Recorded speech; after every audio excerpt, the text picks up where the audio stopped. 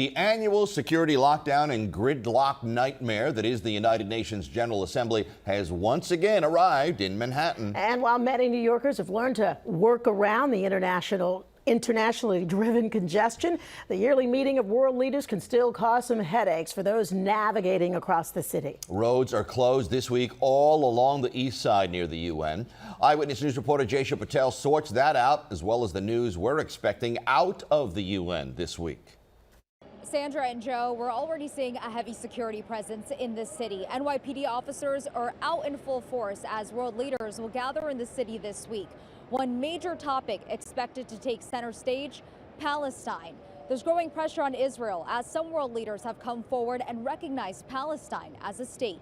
This morning, the city is on high alert as it prepares for world leaders to attend the United Nations General Assembly.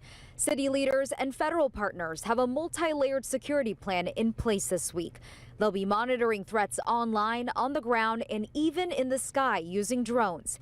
At this time, there are no known specific or credible threats against the United Nations. If we see something that is potentially a threat, we need to be paranoid about running that to ground. Whether it's an email on cyberspace or an Instagram post, or it's somebody out on the street saying something that they shouldn't say that's a threat to our protectee, we run all of those to ground. President Donald Trump is expected to speak tomorrow. Ukrainian President Volodymyr Zelensky will do the same Wednesday. And Israeli Prime Minister Benjamin Netanyahu will deliver his speech Friday.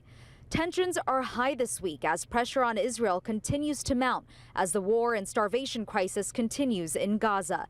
The UK, Australia, Canada, and Portugal have formally announced the recognition of a Palestinian state. In the face of the growing horror in the Middle East, we are acting to keep alive the possibility of peace and a two-state solution. This move opposed by the U.S. and Israel. France and Saudi Arabia will hold an international peace conference in support of a two-state solution today. I'd like to see a diplomatic solution.